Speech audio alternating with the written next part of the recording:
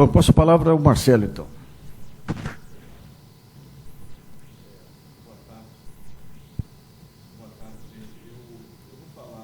Evidentemente, eu falo em nome do BNDES também, porque não tem como não falar, em especial no momento em que o banco passa por essa CPI e eu estou na assessoria do banco, né? Mas eu vou tomar liberdade de falar algumas coisas que vão além de um discurso institucional para tentar enriquecer o debate. Então, certas coisas eu vou falar em nome estritamente pessoal, embora, em grande parte, eu já estou há 14 anos no banco, quase, e seja natural que a minha própria visão sobre o BNDES tenha, sobre o sistema financeiro, tenha a boca moldada pelo cachimbo de estar lá no banco há tanto tempo, né?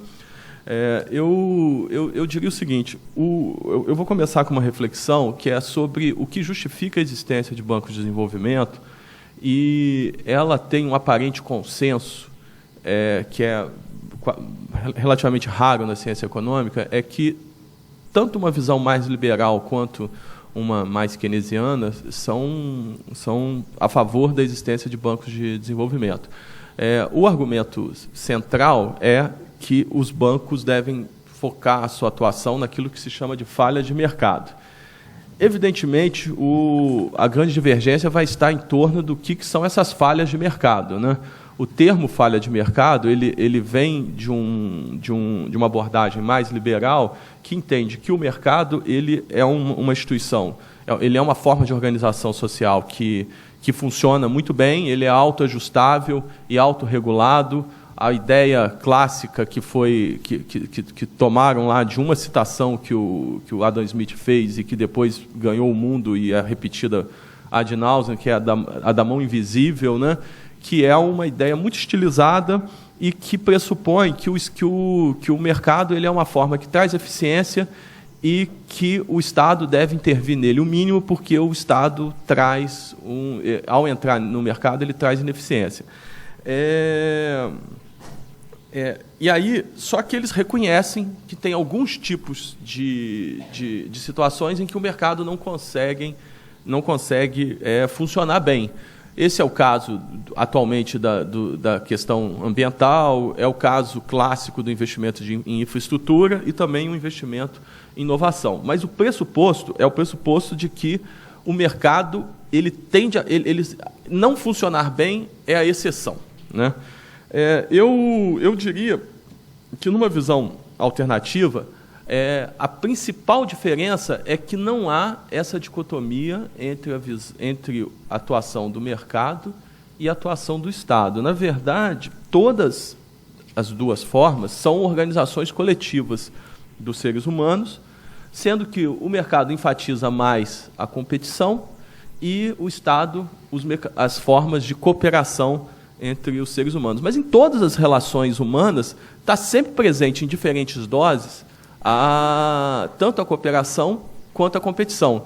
Então, assim, para fazer exemplos prosaicos, né, é evidente que num casamento a gente espera, ou é desejável que tenha um conteúdo maior de cooperação. Mas a competição nunca é totalmente alienada do casamento, seja na disputa pelo amor dos filhos, seja pelo sucesso profissional, enfim, tem sempre esse espaço, né? Bem como, do outro lado, se a gente tiver entre dois comerciantes do mesmo ramo, na mesma rua, eles devem ter uma disciplina competitiva bastante rígida, né? Bastante acirrada. No entanto, a gente sabe o conceito econômico de economia de aglomeração, que é o cluster, que tem diversas. Lá em Petrópolis tem a chamada Rua Tereza. Eu, por exemplo, não me lembro de ter ido na Rua Tereza, mas eu sei que a Rua Tereza é um polo de roupa. Então, é uma rua de roupas. Então, é uma referência que é um mecanismo de cooperação entre aqueles comerciantes que também está presente, aliado à competição que é alta entre eles, né? Isso significa que a forma como a competição e a cooperação se coloca no sistema econômico, ela também precisa. O grande segredo é buscar qual é o balanço entre essas duas formas de interação. Isto é, a ideia de que o mercado ele resolve quase sempre e que as falhas são exceção é uma ideia que, do meu ponto de vista, é bastante artificial. O que a gente vê é que a competição, a disciplina de mercado traz, por exemplo, disciplina de custos, traz foco no consumidor. Então, quando a gente pega lá o caso da Embraer, que é uma empresa que foi criada pelo Estado brasileiro do zero,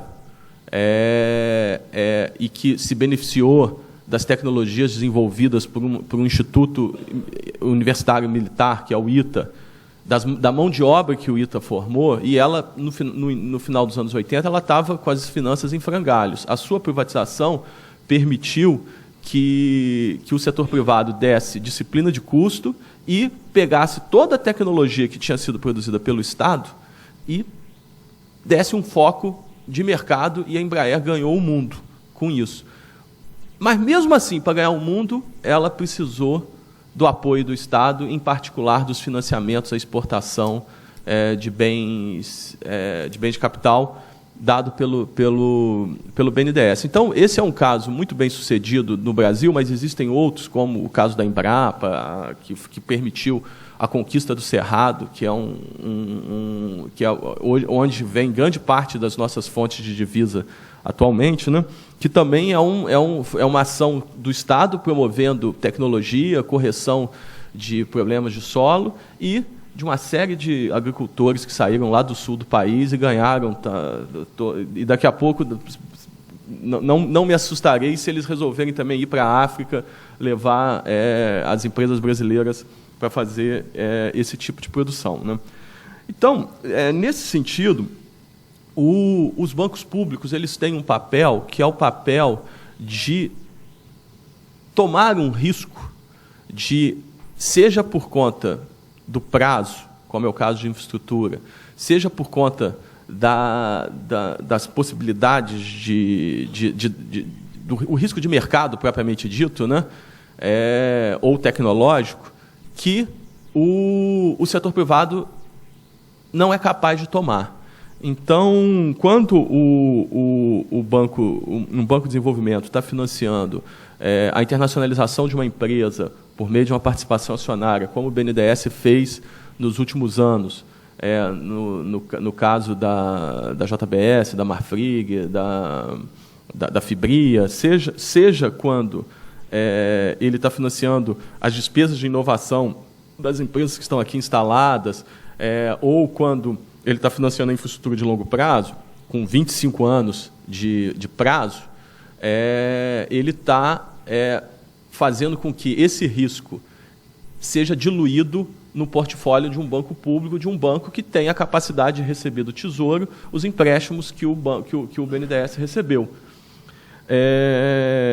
Então, e isso é válido porque existe um retorno para o país, que é você dar saltos em termos de capitalismo.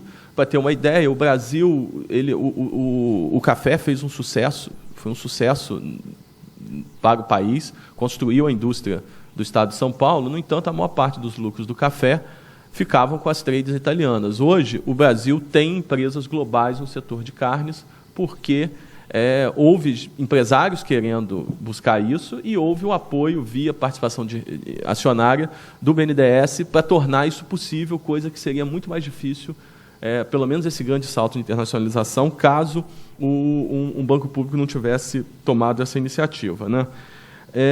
Então, primeiro, o papel a outra papel clássico é a promoção do crescimento pelos bancos de desenvolvimento, e aí a função anticíclica também é uma função clássica e que o BNDES contribuiu fortemente na reação à crise de 2008, em especial nos anos 2009 e 2010. Agora, então, assim, primeiro, na hora de fazer essa discussão, a gente tem que ver que tem visões de mundos, visões de como o sistema econômico funciona, que marcam a visão que cada um vai ter, né? A segunda coisa, e aí é sobre o assunto que foi muito discutido aqui de manhã e que está expresso nesse gráfico aqui. Esse gráfico aqui, ele é a participação de bancos de desenvolvimento selecionados no PIB e no estoque de crédito de cada um dos seus países. Então, a gente vê lá o KfW, o Banco de Desenvolvimento Chinês, o BNDES e o Banco Japonês. Poderia estar aqui, acho que depois aqui do Banco Japonês, não me lembro, o Banco Coreano também. O que a gente vê é o seguinte, é que o BNDES, apesar de ser considerado um banco muito diferente, como bem disse o Hernani, ele tem 20% do crédito do país, coisa que não existe em lugar nenhum do mundo, ele não é tão diferente assim, sendo que ele é menor do que o banco chinês e que o banco alemão, e esses são países que têm PIBs maiores que o do Brasil, quando se compara com o PIB. A grande singularidade do BNDES se deve à sua participação no crédito total.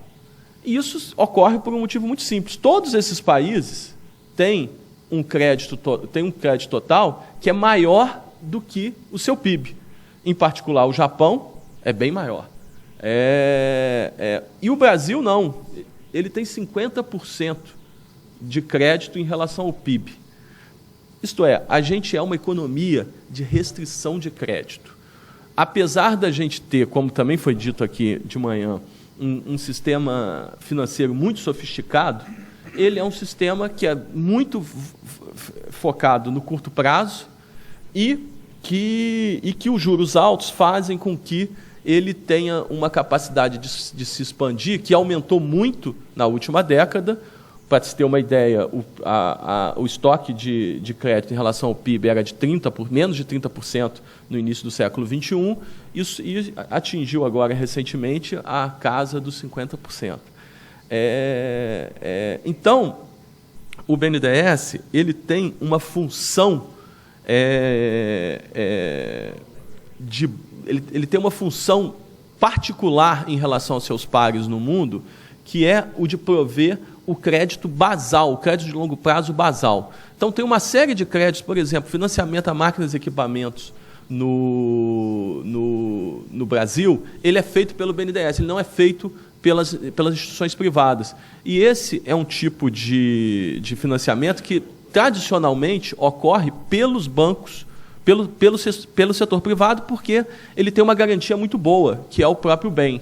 Só que no Brasil, se a gente fosse fazer isso no banco privado, em vez de ter 5, 10 anos de prazo, o BNDES aumentou de 5 para 10 anos na gestão do Luciano, o prazo máximo de financiamento de máquinas e equipamentos na Finame. Se a gente fosse fazer isso com o setor privado apenas, esse prazo seria certamente de 1 ano, de 2 anos, e não de 10 anos. Então, o banco ele precisa atuar, o BNDES precisa atuar em tipos de financiamento que à medida que os juros caiam, que ele convirja para o padrão mundial, ele vai diminuir a sua participação relativa. Essa função de prover o crédito basal, ela é uma função realmente singular do BNDES, mas o fato de ser singular, de certa maneira, como costuma se dizer, de ser uma jabuticaba, não significa que ela seja menos importante. Por quê? Porque aí vem a discussão sobre a taxa de juros. Hoje, de manhã, teve uma discussão relativamente intensa, ou pelo menos foi muito tocado a questão da taxa de juros, e em alguns momentos parece que a razão da taxa de juros ser alta no Brasil é uma coisa muito óbvia, muito simples, ou a gente tem que resolver o problema da inflação. Eu acho que a gente precisa discutir a taxa de juros e precisa trazer temas que normalmente não estão presentes. Por exemplo, para discutir a taxa de juros, a gente precisa discutir política industrial, porque a razão primordial... O Brasil tem 2 problemas que afetam fazem a taxa de juros ser persistentemente alta. Um são as crises recorrentes de balanço de pagamentos, e isso ocorre porque, na medida que a gente cresce, na medida que a gente inclui pessoas, o consumo se dá em grande parte em bens que a gente não faz aqui, sejam bens finais, sejam os bens intermediários, os componentes que são montados aqui, e isso gera déficit em balanço de pagamentos significativos. E a política industrial está aí para a gente pensar como é que a gente vai fazer que isso passe a ser produzido aqui e, portanto, diminua a nossa vulnerabilidade externa. O outro tema que, em geral, também não é debatido, a gente fala a inflação é muito alta, mas eu tenho dúvida se a inflação brasileira é tão alta assim. Nesse momento, ela está um pouquinho maior, mas eu não acho que 6% de inflação seja uma inflação alta para um país subdesenvolvido, né? Um país de renda média. Mas o regime de metas de inflação que foi preservado, várias outras coisas se mudou durante a gestão econômica dos governos de Lula e Dilma. Mas o regime de meta de inflação ele foi basicamente preservado. Ele continua sendo um regime muito, muito suscetível aos choques de custo. Não se adotou o núcleo da inflação. É um ano só para se fazer para que a inflação chegue à meta, quando o ciclo monetário costuma ser um ciclo que vai para um período bem mais longo do que esse. A gente discutir a adequação do regime de meta de inflação também é uma tarefa que a gente precisa fazer. Eu escrevi durante 2 anos e meio uma coluna para a Folha. Em setembro de 2012, quando eu escrevi a primeira coluna, foi para dizer que de reduzir os juros era bom, mas era incompatível com o regime de meta de inflação que a gente tem. E foi uma das coisas que fez com que a redução dos juros tivesse uma dificuldade de continuar, né? Então, discutir os juros é uma coisa importante e a gente precisa abrir o leque de assuntos em que a gente discute em torno dos juros. Porque o que eu tenho visto em termos do debate é um debate assim, muito principista. Recentemente, a Mônica De Bolle escreveu 2 artigos na Folha. A coluna dela parou repentinamente na Folha, mas as 2 últimas colunas que ela escreveu, ela falou que o BNDES era o responsável pelos juros altos. E aí ela diz o seguinte: primeiro, porque ele entope os canais de transmissão da política monetária, ao tirar do alcance da Selic aquilo que se refere ao investimento, e eu acrescento ao investimento não residencial. Segundo, que ao tomar ao tomar o crédito das grandes empresas, ao realizar o crédito das grandes empresas, ela deixaria para o mercado os clientes de maior risco e, portanto, faria com que o mercado privado tivesse que cobrar mais. É curioso esse argumento porque ele tem uma contradição entre os argumentos, né? Porque se há seletividade do crédito por parte do BNDES, não há como a gente falar em entupir os canais de transmissão da política monetária, né? Ou é uma coisa ou é outra. Ou a participação do BNDES é tão grande que, de fato, prejudica a política monetária, ou ele é seletivo. No mínimo, essas coisas não podem acontecer de forma... Pode até acontecer em alguma medida as duas, mas não de forma aditiva, como ela coloca, né? E essa dificuldade de fazer esse debate, ele não... porque tem existido nos últimos anos um ataque que é um ataque sistemático ao BNDES, a ponto de ter levado a criação dessa CPI sem que houvesse indícios concretos de qualquer irregularidade na atuação do BNDES. Foi criada uma suspeita. E essa suspeita que está se reduzindo na medida que a CPI já tem um pouco mais de 3 meses, e tem se mostrado que a atuação do banco é uma atuação absolutamente regular, pautada pelo rigor técnico, pautada pela impessoalidade, o que não significa que o banco não tenha questões sobre o seu papel a ser discutido. Mas não era isso que estava sendo dito. A imagem que se usava era que o BNDES seria o fundo do iceberg da corrupção. Eu, como funcionário da casa, e que estou lá há quase 14 anos e sei como a casa, independente do que eu concordo ou discorde, funciona, sei que isso de nenhuma maneira era verdade. E, pelo menos, a CPI está servindo para se mostrar que isso não era verdade e nem sequer faz sentido. Porque trabalhar na Petrobras é orgulho para qualquer pessoa, é a empresa mais fantástica que o Brasil já criou. Agora, houve um problema de corrupção lá, que no BNDES, com a inadimplência que ele tem, a inadimplência do BNDES subiu, era 0,01%, agora está em 0,05%, para se ter uma ideia a gente poderia dizer, alguém poderia dizer que quintuplicou a inadimplência do BNDES. Poderia ser a manchete de algum jornal isso. Com uma inadimplência tão baixa, o espaço para corrupção é um espaço muito pequeno. O BNDES empresta e tem de volta. Então, o espaço para ter corrupção aí, o banco, quando tem corrupção, ele quebra, como aconteceu no Brasil nos anos 80, mas aí ele tem inadimplência e é por isso que ele quebra.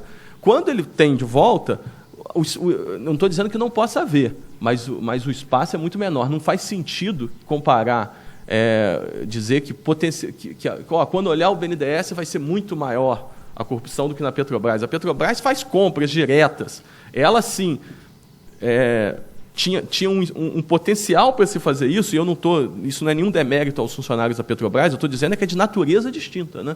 Então, mas, no entanto, o BNDES foi alvo muito seriamente e de maneira muito injusta desse tipo de crítica, né? Quando a gente sai da questão da corrupção, que eu quero crer que será superada, e vai para o papel do BNDES, a gente também tem uma manipulação de dados que eu considero muito complicada. Aqui está o argumento que mais aparece ultimamente é o seguinte: o BNDES recebeu recursos do Tesouro, aumentou seus desembolsos e, no entanto, a taxa de investimento não subiu. Aí eu vou, de novo, citar a Mônica De Bolle e vou citar a revista Piauí. A Mônica De Bolle disse o seguinte: depois de atingir um pico de 20%, a taxa de investimento voltou para 17,5%. Aí ela dizia o que ela estava dizendo, no entanto, no período 2010, 2014, os desembolsos do BNDES cresceram de maneira significativa. O que ela está chamando de pico não é pico, é média. A média de crescimento da taxa de investimento 2009 e 2014 foi 20%. Aí, assim, é uma média que gira em torno dos 20%. Né? Ela é uma média bastante estável, né? Ela varia pouco. Né? Então, assim, você pode chamar de pico, mas quando você chama de pico, dá a ideia de que teve uma ocorrência e depois foi tudo lá embaixo, já estava em 17,5%. Isso não é verdade.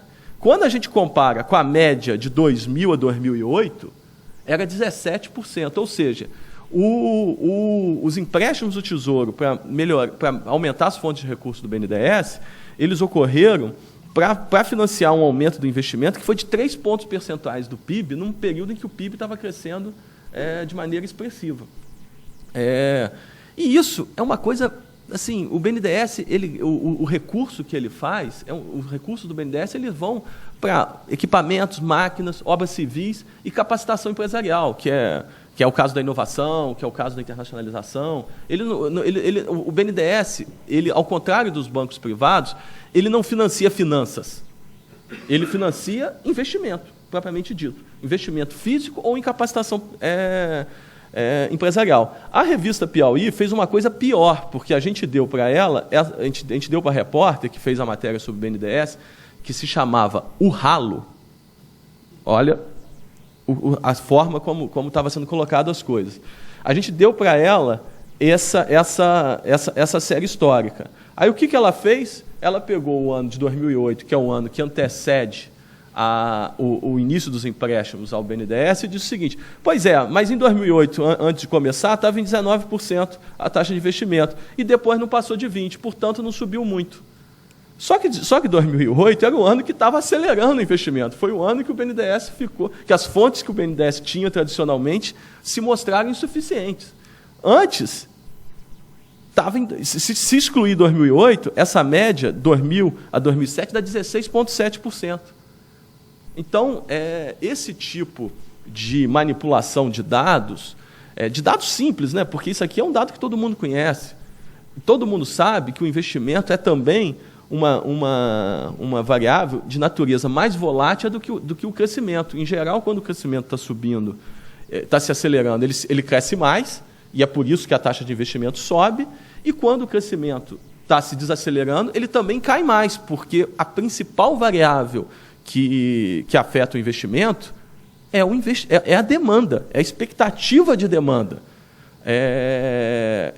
Portanto, isso me remete a uma outra coisa, que é o seguinte: o papel do BNDES o principal papel hoje, dentro desse papel singular que o banco tem, que é o de prover o crédito basal de longo prazo, ele significa oferecer crédito a taxas e prazos compatíveis com o retorno dos negócios.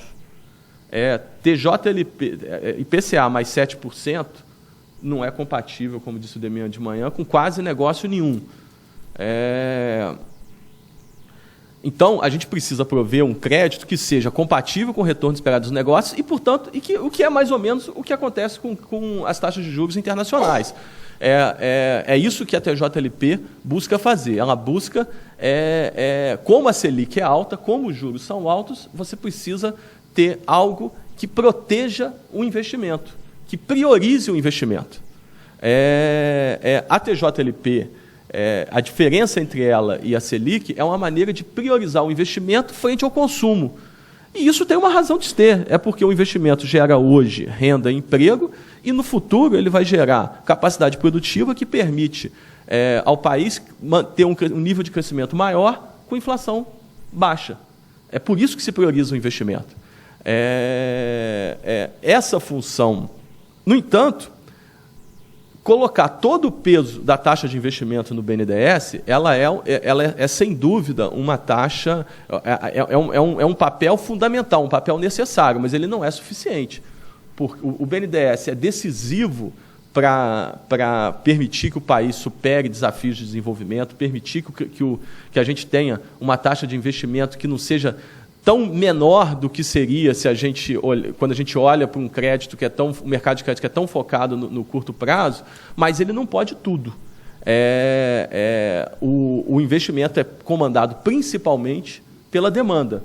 O que o BNDES faz é permitir que as condições de financiamento desse investimento tenham um mínimo de compatibilidade com o que se pratica no mundo e com que os negócios são capazes de oferecer. E a gente tem que lembrar também uma coisa, que tanto a Selic quanto a TJLP, elas são fixadas pela equipe econômica. A Selic é fixada pelo Banco Central e a TJLP é fixada pelo Conselho Monetário Nacional, que é formado pelo próprio Banco Central, pelo Ministério da Fazenda e pelo Planejamento. Portanto, a cada momento, está nas mãos da equipe econômica estabelecer qual que vai ser a diferença entre a Selic e a TJLP.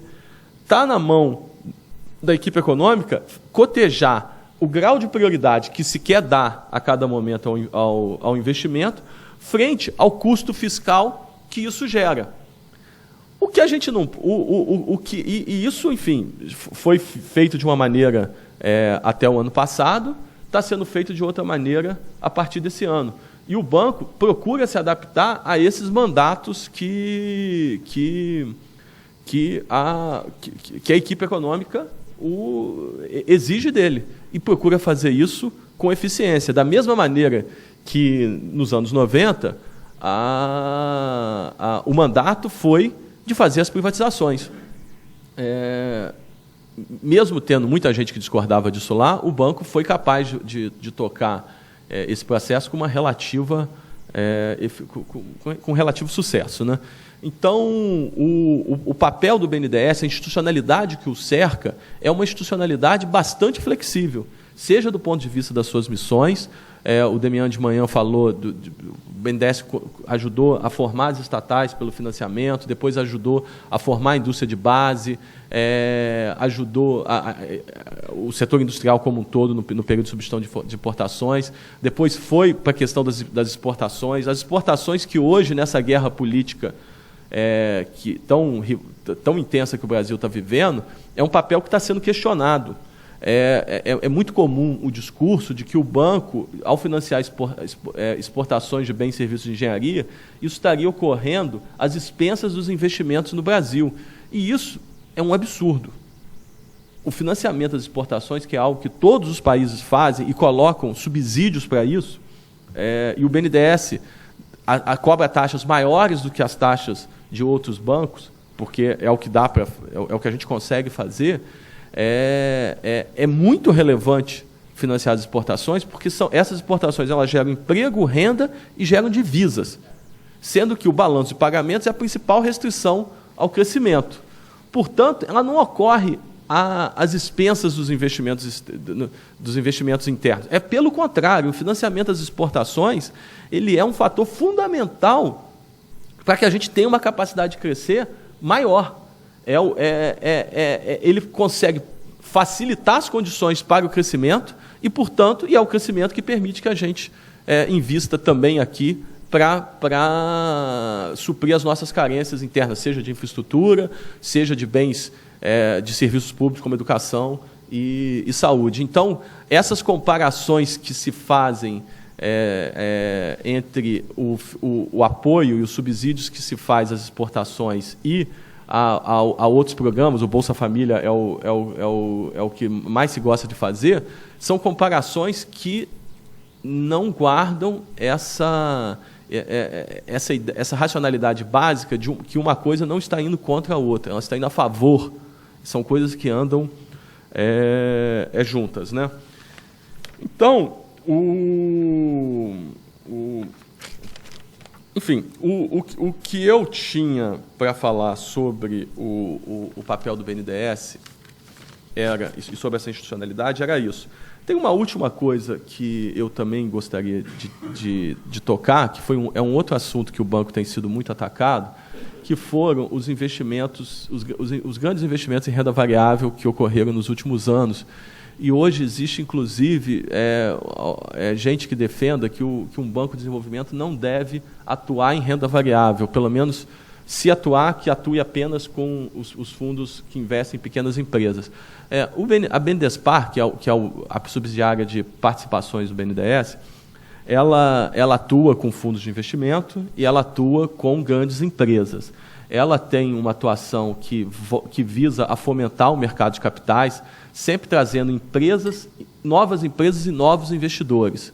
Então, as novas empresas tentando atraí-las para abrir o capital. E os novos investidores, quando o BNDES vende as suas ações, por exemplo, a gente fez 3 vendas de ações do Banco do Brasil que atingiram, cada uma delas, mais de 100 mil CPFs distintos, que fez com que o Banco do Brasil fosse o primeiro grande banco brasileiro a fazer parte do novo mercado da Bovespa. Porque existe uma atuação que é uma atuação institucional. Para além dessa atuação institucional, tem uma coisa que faz parte diretamente do negócio do Banco de Desenvolvimento, cuja o braço de renda variável, de participações acionárias, ele é fundamental. A gente sabe que, eu comecei dizendo que o papel de um banco de desenvolvimento é tomar riscos que não cabem nos balanços do setor privado, né? Só que tem certos tipos de negócios, por exemplo, quando se promove a internacionalização de uma empresa local, que significa um nível de risco muito alto. Se eu fizer isso com crédito, eu vou estar correndo um grande risco de não tê-lo de volta, e se der certo, porque tem o risco de perda, e a contrapartida disso é o risco de se ganhar mais, né? Em inglês, o termo que as pessoas usam é o upside. No crédito, eu não tenho upside. Então, quando o nível de risco é muito alto, quando as garantias que podem ser oferecidas são garantias que não vão fazer frente ao débito, caso o negócio não dê certo, o que é mais apropriado é fazer o apoio via renda variável, porque se ganhar, você vai participar desse lucro de uma maneira mais expressiva. E o banco faz isso com um horizonte de investimento que é muito maior do que qualquer fundo de private equity. A gente fica, frequentemente, uma década nas empresas, tendo paciência, é um capital paciente que é capaz de esperar que os retornos aconteçam. E a gente faz a avaliação dessa atuação sempre sob a ótica de carteira. Ou seja, o resultado isolado de um negócio não significa nada, seja ele perdedor, seja ele vencedor, porque o negócio de renda variável é, por natureza, mais arriscado.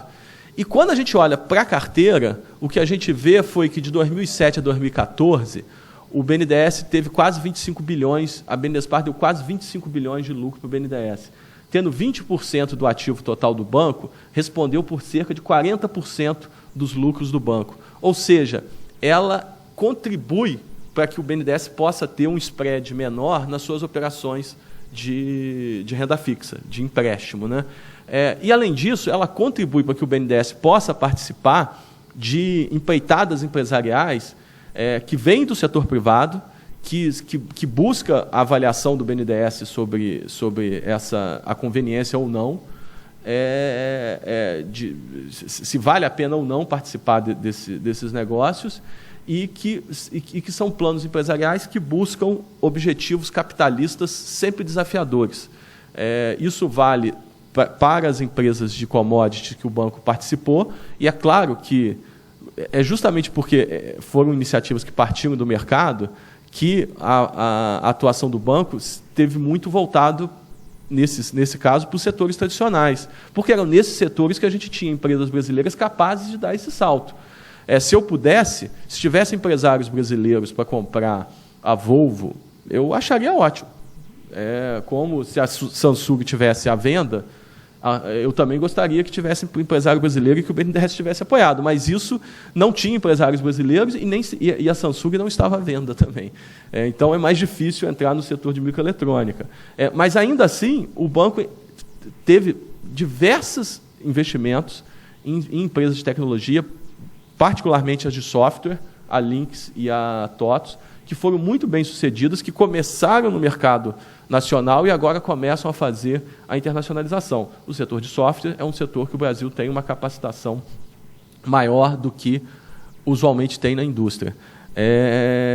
Então, a atuação de renda variável, seja a atuação via fundos, que eu acho que em relação a ela há um certo consenso, que atua nas pequenas empresas de base tecnológica, nas chamadas startups, seja a atuação nas grandes empresas, é um braço de atuação dos bancos de desenvolvimento que é muito importante, e diversos bancos têm isso, e a gente precisa tomar cuidado para que nessa guerra política a gente não coloque em risco duas atuações que são absolutamente importantes de um banco de desenvolvimento, que é a atuação no financiamento das exportações e a atuação em renda variável. É isso.